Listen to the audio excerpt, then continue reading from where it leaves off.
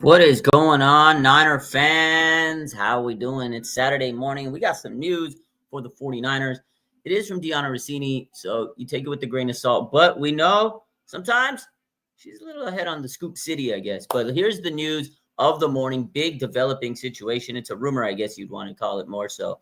The 49ers are expected to check on the availability of Trey Hendrickson. Obviously, we know they're in the market for a pass rusher, and it looks like the 49ers are going to look into possibly getting, at least checking to see the interest of the Bengals in trading Trey Hendrickson. So I don't know, man. If the Niners can get Trey Hendrickson, that would be unbelievable. I mean, unbelievable. We know how much Nick Bosa of a loss that is. Let me check a stat real quick that I posted yesterday on my Facebook. So this would be huge if the 49ers could get Trey Hendrickson. The guy's a monster. So listen to this. Without Nick Bosa, let me pull up. Sorry, give me a minute. I'm trying to get these stats. I had a lot of posts. Oh, man, Nick Bosa, we know how much of a gaping loss he is, right? Pressures and everything. But let me put it into perspective. So Mike Urtaza, he tweeted out the other day. He says, how much does Nick Bosa matter to the 49ers defense? He says, with him in weeks 1 to 3, the 49ers were allowing 265.7 yards per game. Without him, 390.5 yards per game. So no pressure. Quarterbacks have a little bit more time to dice it up. Also, running defense isn't as good. They had 1.7 sacks per game. Now they're getting 0.5 sacks per game. They were getting 34.6 pressure rate. Now they're getting a 17.5% pressure rate. They were allowing 16.3 points allowed, and now they have allowed 24.5 points allowed without Nick Bosa. So definitely need to improve that pass rush because that type of quality player is going to help the defense overall. And Trey Hendrickson is an absolute monster. I think this would be the guy everybody would want. I mean, everybody wants Max Crosby. That's just not realistic. So the next move is you get the next impactful guy. Trey Hendrickson, he's going to want out of Cincinnati. He wants more money. It's a rental. It's perfect. You go in, you get this guy, Trey Hendrickson, you give him a couple of mid-round picks.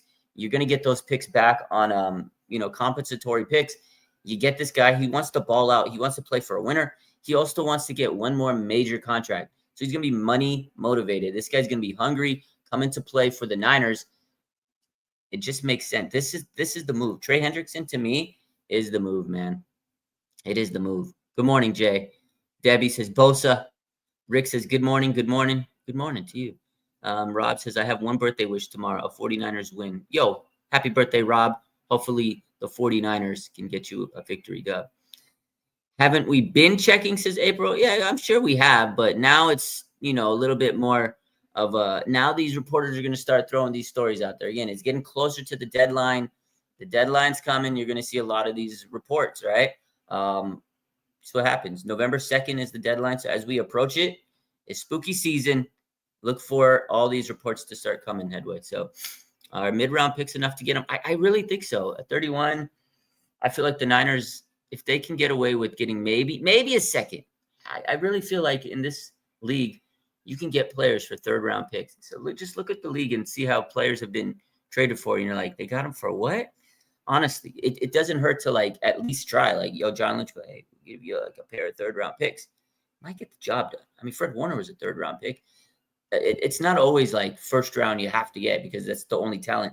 The way that college football is now, it's so, the draft pool is so deep and expansive that you can get talent. Cam Scatterbo is a fourth-round pick. The guy's a dog, man. Unbelievable. He's bringing back the vibes to New York. So I think mid-round picks could be a viable option to get Trey Hendrickson. I really do.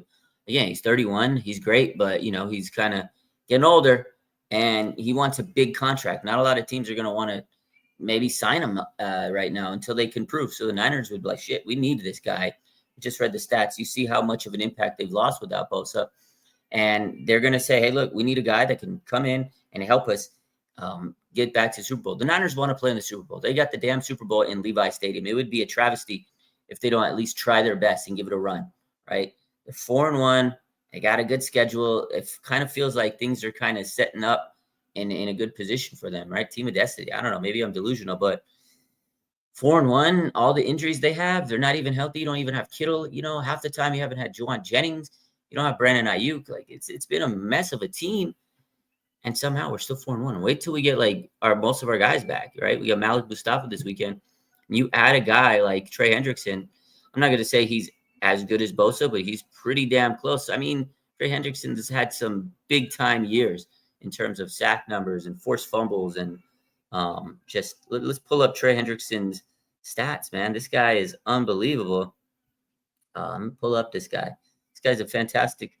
He's got 4 sacks right now, right? He's tied for 9th in the league. This guy's just a baller. Look at this.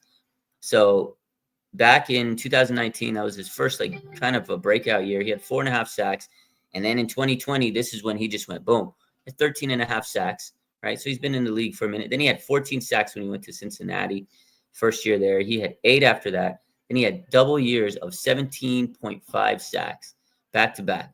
So he can put up some big numbers, man, some big sack numbers. This guy, obviously, right, he's playing for the bag. He wants to go chase the money, but he also wants to prove that he's still one of the quality edge rushers in the league. This guy can put up big-time numbers. You put him in that defense with Bryce Huff and him, unbelievable. So we should definitely try. We need him since April. Yeah, at least make the call, right? That's it. Due diligence season.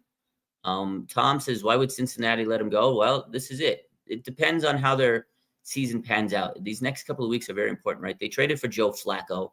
So it doesn't sound like they're throwing in the towel, although you'd say Joe Flacco. Joe Flacco can win games, and I feel like the Cincinnati Bengals are trying to stay afloat, stay 500 until Joe Burrow comes. That division is really not good. I mean, everybody's got a bad record except Steelers at 3-1. So if you can stay at 500 in that division, by the time Joe Burrow comes back in December, they might be able to go on a little mini run, and he could save the season for him. So that's the thing. If Trey Hendrickson leaves that team, that defense takes a major drip. So it really depends on these next couple of weeks. If the Bengals feel like, okay, we're not in it, we're done, let's trade Trey Hendrickson for some picks, they might, because they're going to need to retool and get some defensive players and get some offensive line for freaking Joe Burrow. Man, this guy is their franchise quarterback. I've never seen since Andrew Luck, a guy just have so much talent and then just get squandered away by injuries. Like Joe Burrow is the next Andrew Luck. He's turning into it. Every year he's injured. So I feel like the Bengals would trade him if they know they can get some quality draft picks and get some damn linemen to help Joe Burrow. So that's what they need to do. But yeah, will the Bengals trade him? I don't know. That's the question. But I feel like there's a chance. And also, not only to mention that, you got to realize Trey Hendrickson, he wants to get paid after the season. The Bengals may not want to pay him. They're like, okay, if you're going to walk away anyways, we might as well get something out of you. That's a big, that's a big situation in a lot of teams. If they know they're not going to get a player back at the end of the season, you might as well get some damn value out of the player, right? You get something back for him. It may not be a high pick, but if you can get mid-round picks for a guy that's going to walk out the door next year in free agency, you might as well do it. Like this offseason, they were not happy together. So that's why I think they let him go, to at least get something. But that's the news this morning. We'll keep an eye on it. I got to get to work. I work Saturday. I'm going to watch the end of this Crown Jewel and get to work. You guys have a good rest of your morning. Niners, Trey Hendrickson, traded to Bay. Traded to Bay. Can you imagine if we have another traded to Bay? Y'all have a blessed day. I love you. Go Niners. I hope we get Trey Hendrickson, man. I hope we get traded to Bay. We can make that traded to Bay trending again. Oh my God. Can you imagine we get traded to Bay again? Y'all have a blessed day. Love you. Go Niners.